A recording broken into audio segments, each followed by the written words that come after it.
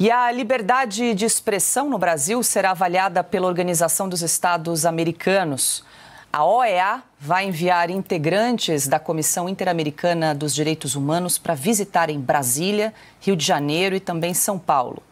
Segundo o comunicado oficial, o grupo terá encontros com representantes dos três poderes, do Ministério Público, profissionais da imprensa, representantes e plataformas digitais e organizações midiáticas e também dos direitos humanos.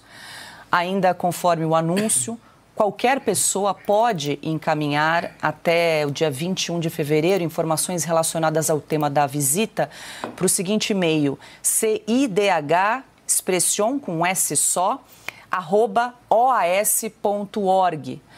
A missão vai começar em 9 de fevereiro e vai terminar no dia 14.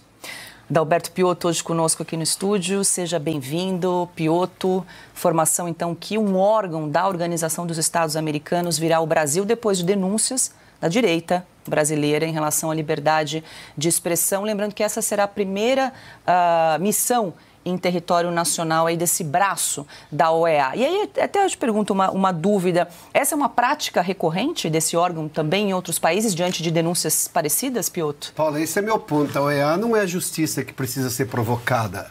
Ela pode ficar fiscalizando os seus países membros e saber onde há erros.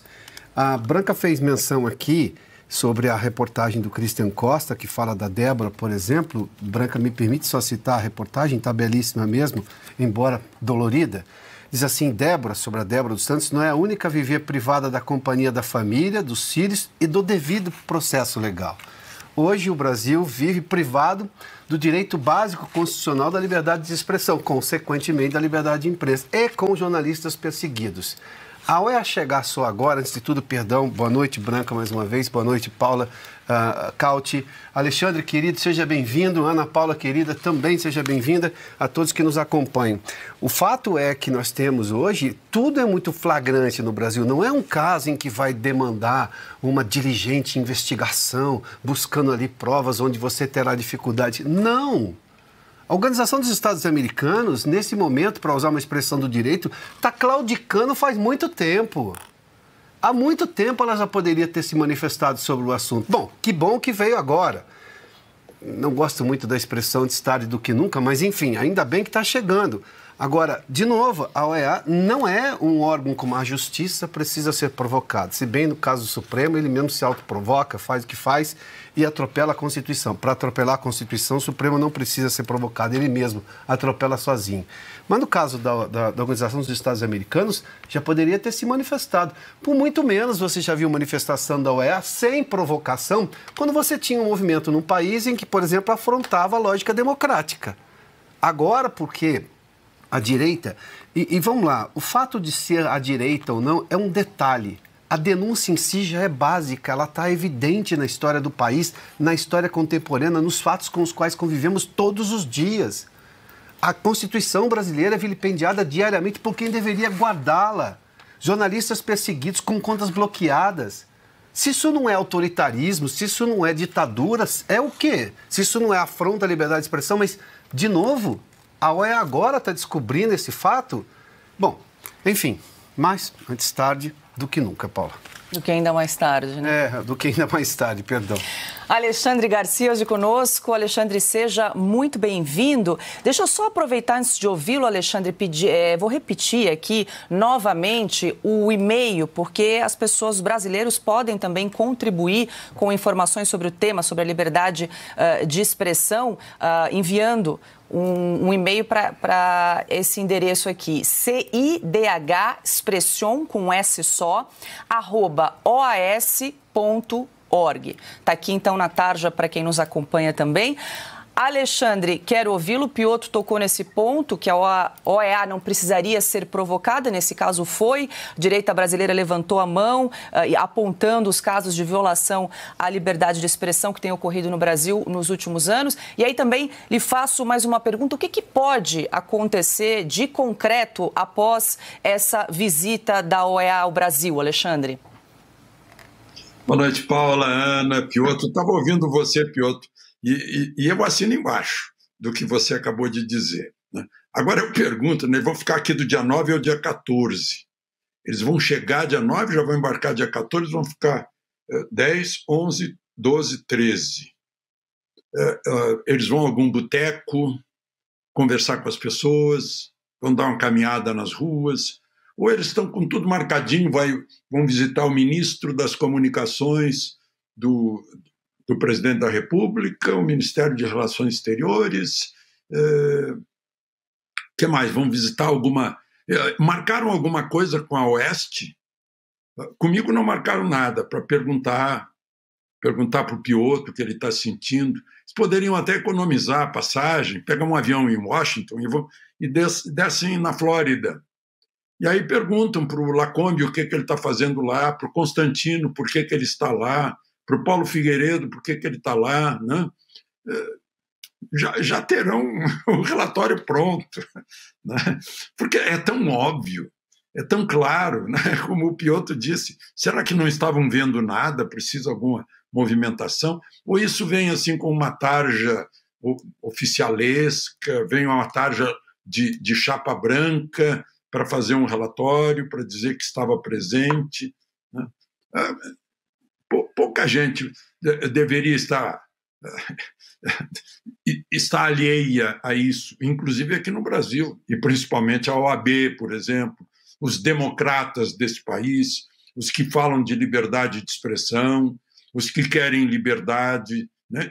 Eu não estou ouvindo o grito deles, né? E as coisas vão tomando a liberdade de expressão das pessoas e as pessoas vão achando que isso é normal, não é, né?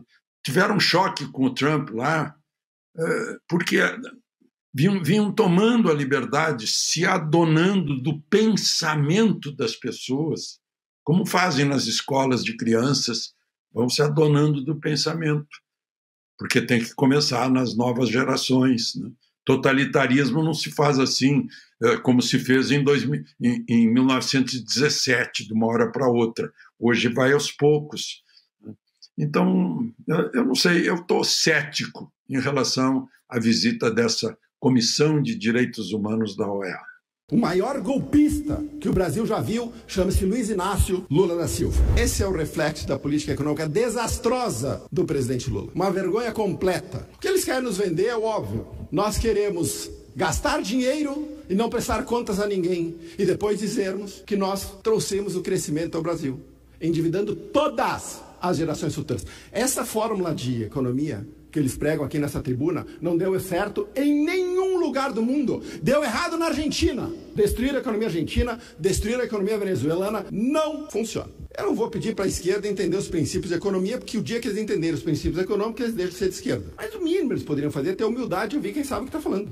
O que não é o caso de nenhum deles, quando se fala em economia. A propaganda oficial do PT quer dizer que o Brasil vive o paraíso. O Brasil está mais parecido com Mordor. Na terra da fantasia, onde Lula é presidente, a economia brasileira está indo bem. No mundo real, a economia brasileira está indo muito mal. Pergunte para qualquer dona de casa o quão surreal é uma ida ao supermercado hoje. A inflação de alimentos disparou. Frutas é artigo de luxo. A picanha, vou poder fazer um seriado em busca da picanha prometida. Virou miragem. A carne subiu este ano 40%. Tá tudo bem. Calma. O pai dos pobres vai resolver tudo. O pai dos pobres vai resolver a pobreza da maneira que ele mais conhece, que é multiplicando-os. Lula, seus ministros incompetentes e esta bancada aqui também tenta convencer que o mundo enxerga o Brasil com outros olhos. O que é verdade, enxerga o Brasil hoje de maneira muito mais pessimista. Na Bolsa de Valores, até este mês, 24 bilhões de dólares foram embora da Bolsa. É recorde histórico. Na conta financeira,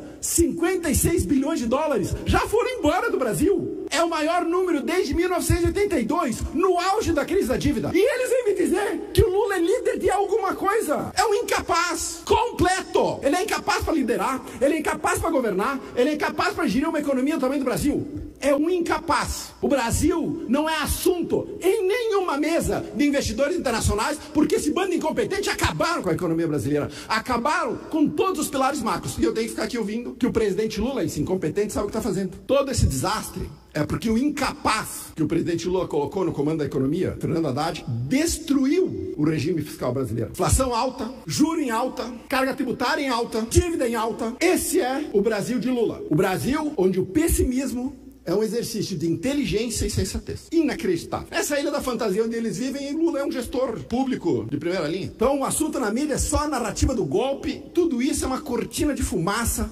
para esconder os desastres econômicos e sociais que este governo incompetente está criando no Brasil. Golpe é se eleger falando que o brasileiro ia voltar a comer picanha e andar de avião. Golpe é a inflação disparando, golpe é o preço da carne disparando, golpe é o preço das passagens aéreas disparando, golpe é eleger Lula presidente, mas quem manda é a Janja. Golpe é pagar uma fortuna para a mídia oficial para que ela possa falar bem do regime. É o Lula falar mal do Brasil o tempo todo no exterior. É provocar a maior degradação da Amazônia em 15 anos. Golpe é prometer responsabilidade fiscal e destruir as contas públicas em 2 anos. É indiciar deputados legitimamente eleitos por falas na tribuna. Golpe é se eleger dizendo que é contra o aborto e liderar na ONU uma agenda pró-aborto, como o Brasil está fazendo agora. Golpe é falar que defende a democracia enquanto reconhece a vitória de Maduro na Venezuela. Golpe é perseguir opositores.